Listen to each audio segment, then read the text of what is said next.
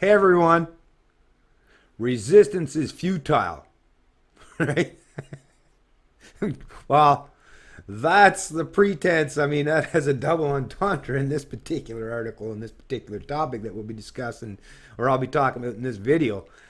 But I'm sure you've already heard so far about this gentleman, as if the poor bugger from Nova Scotia, right? The gentleman that had the last name Grabber, and one complaint was all it took, and they took the man's ability to have a personalized plate away from him. You know, his right? They took that away from him because somebody might think that that's aligned with what something Trump said many years ago down in the States, right? Like grab her by the pussy, right? Your real last name, right? Oh, that's offensive. That, as if that's not bad enough, this poor guy here had a license plate. He's from Manitoba, and his license plate, his particular personalized license plate. I mean, holy fuck, these social justice warriors! Like, how fucking crazy! Like, insanity, right? Whew, damn. I mean, authoritarians. You look back through history when you hear about how these big authoritarian regimes and their followers support them along the way. It's like, oh, so this is how it works. Because, yeah, these people are just as mindless, right? I mean, nobody's being thrown in ovens as of yet, but it's like the psychology, the mentality exists. Anyways, CBC News out of Manitoba, but, all the media outlets has covered it. And you got, what's this one another one from the insurance business, right? Another one, MPI refuses to reinstate Star Trek license plate. This one, though, the headline is, battle over Star Trek fans banned assimilate license plate heads to court. Justice Center for Constitutional Freedoms seeks to have license plate ruling overturned. But I mean, even if you look at the picture, because there's a picture, which, I'll show you a link to the picture. Well, I'll show a picture in the screen, and then I'll place a link to the article in the description of the video below. But you'll see, it's not even, like, this guy didn't just have assimilate, right? And that's, I guess some people, First Nations people, it's like, holy Christ. Get a backbone, man.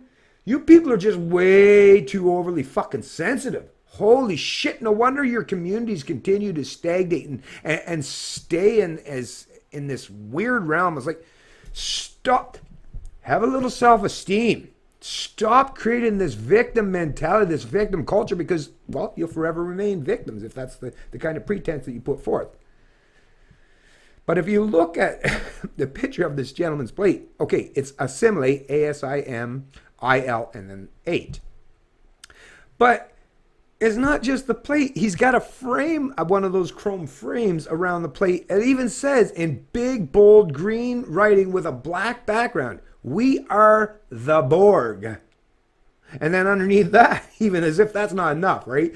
To show that it's all about the Borg, assimilate. And if you're not a Star Trek fan, hey, it doesn't take long. Go to YouTube and just punch in Star Trek Borg, and you'll see it, and assimilate, and you'll see. Yeah, it's just the way they talked. It's that fucking whole thing is they were supposed to assimilate whatever people and take on all of their intellect and all their.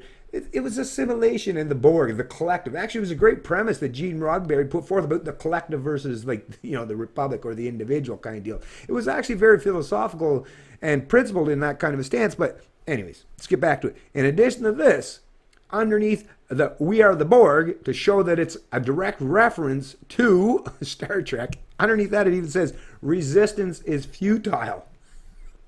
Both of those, just put in any of those key words into any, actually it doesn't even have to be Google, any search engine, and you'll see, yeah, it's all Star Trek related. Everything will come up, Star Trek, Star Trek, Star Trek, Star Trek. So it wouldn't take any human being any more than what, a couple seconds to figure out, oh, this isn't racist, this isn't cultural, like against other people from different cultures, and this isn't anything to do with the average. This is a guy that's a Star Trek fan. But like I say, in socialist Kanakistan, right? In modern or communist, whatever you want, whatever particular form of collectivism you want to call it in Canada, right? Or whatever quasi-socialist, communist, but we create our own collective ideology here in Canada, right? So they might not want to self-identify with, past communist or socialist regimes. Same concept, though. But look at how petty these people are. And if they're that petty over just a mere license plate, that should be a light bulb moment for every Canadian or anyone that's reading these articles or even watching this video.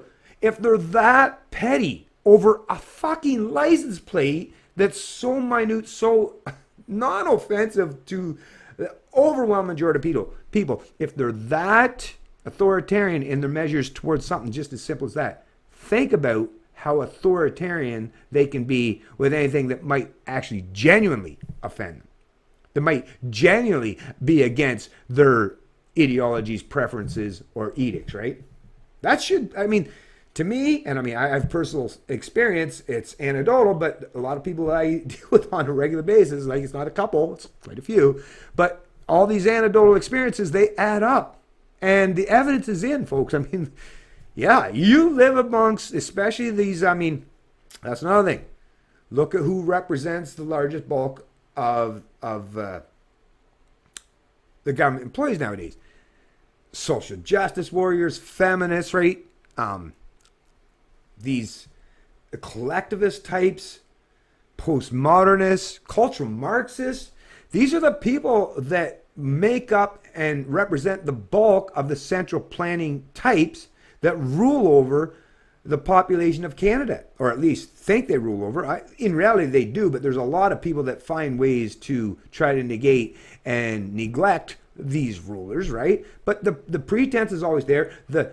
The supposed pretense of their authority is over there. And when they want to practice it, like I say, yeah, for those of you people say, oh, no, everything's great. Well, I guess you've never challenged government then, have you? If everything's all rose, seems all rose to you, and you don't recognize the kind of authoritarianism that people like myself recognize, that is a reflection of just how obedient you are to the ruling class. Because, of course, if you never question your ruler, your master, and you just put your head between your legs and conform and abide to whatever they tell you, yeah, they're going to treat you good, right?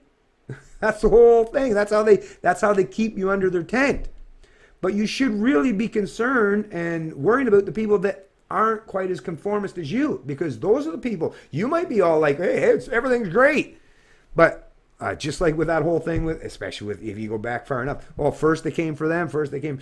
Hey, eventually these people run out of people like myself, and then they'll come for you afterwards, because authoritarian central planning types and sociopaths, the control freaks, yeah, they're not going to stop being that just because they run out of people that they see as their real opponents. If they run out of those opponents, well, you'll be next, right? Come on. Anyways, let's get into a little bit of this article. I probably won't read the whole thing, but I mean, I just thought this kind of stuff's like as if the grabber one wasn't bad enough, but holy shit. A free speech advocate and former Wild Rose Party candidate in Alberta is threatening to take Manitoba Public Insurance to court after the Crown Corporation scrapped a Winnipeg man's Star Trek-themed Vandy license plate for being offensive.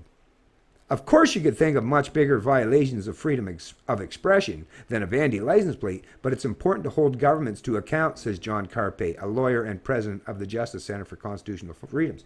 You're damn right about that, John. Exactly. That's the problem. That's why we've gotten into this situation that we find ourselves in today in Canada. Is we've allowed so much shit to creep up, and like I said, is that whole concept of, hey, if it wasn't personally affecting me, then hey, what do I care, right? But too many of us Canadians have allowed that to happen, and now look at the situation that we're presented with by allowing that to happen. So, John, you're right, and stepping up, saying, yeah, we have to fight back at every stage, at every level, no matter how small, no matter how big. Even the slightest infringement on our rights, our autonomy, and our ability to be free from force and coercion. Yes, we have to do it, even when it seems minor, right? And if you're willing to stand up for that, well, you might someday get a call from me, because I could really use some help personally. And I got a great case. If you want to take someone, you want to challenge the government, go to the Supreme Court. I've got all of the disclosure and documents to show you, yeah, I've been screwed over way worse than this. But hey, never mind about me, right? Let's get back to the topic at hand. Manitoba Public Insurance notified Winnipegger Nick Troller in April that the Assimilate Vandy plate, a sci-fi reference to Star Trek The Next Generation's Borg aliens, he said, would have to go after someone filed a complaint about it being offensive. The plate had been on Troller's family vehicle for about 2 years when he was forced to get rid of it. In a letter to Justice Center for Constitutional Freedoms dated July 7th, MPI refused to reinstate Troller's license plate. The word assimilate has become closely associated with the harm occasioned by the Indian residential school system, the letter reads. Like I say, they'll just pick anything. Like I say, holy collective punishment, right? Like these collectivists, wow, like I say, authoritarians. You want to think back, the Russian Revolution or the socialists of under Hitler or Stalin or Mussolini or the Maoist regime. Yeah, these collectivists, like I say, once you put yourself in that collective mentality and that particular ideology, and you start using, identifiers to divvy up the population into oppressors and victims, then yeah, that's a race to the bottom that, well, like, no one wins, right? Carpe said Tuesday that MPI's approach was wrong-headed and he plans to file a judicial review of that decision. There's a lot of people who appreciate Star Trek, and there's this entity called the Borg, which assimilates other people and ideas and technologies into itself. It's fictional, Carpe says. There isn't anything inherently offensive about the word, he said. Were the word itself a four-letter word, an obscenity, that would be reasonable for the government to disallow it.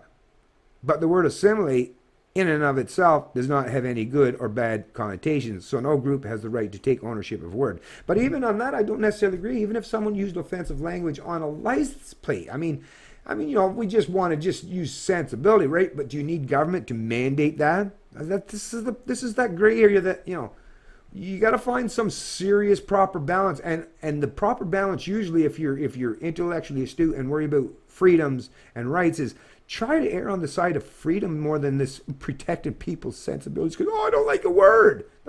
A license plate can't hurt anybody. But anyways, forget all that shit. Let's just, like I said, get back to the topic at hand. The Justice Center for Constitutional Freedoms has Trollers express permission to speak on his behalf, Carpe said.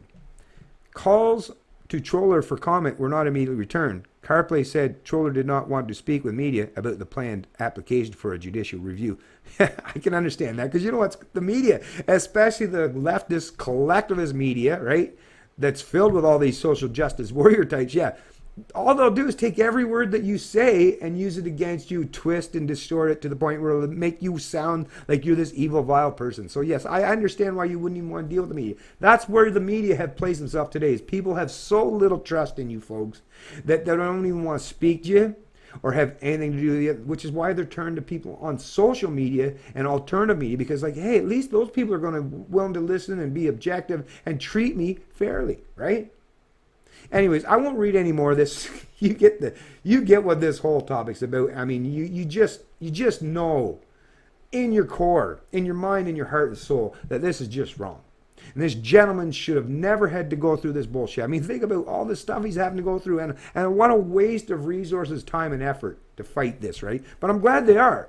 But I am glad they are. Because without doing so, like I say, if you're unwilling to challenge them, well, they'll just keep pushing that goalpost a little bit further, a little bit further, a little bit further, a little bit further, till you get to the point where, it becomes a Herculean task to even try to get back to even close to where you started at the beginning.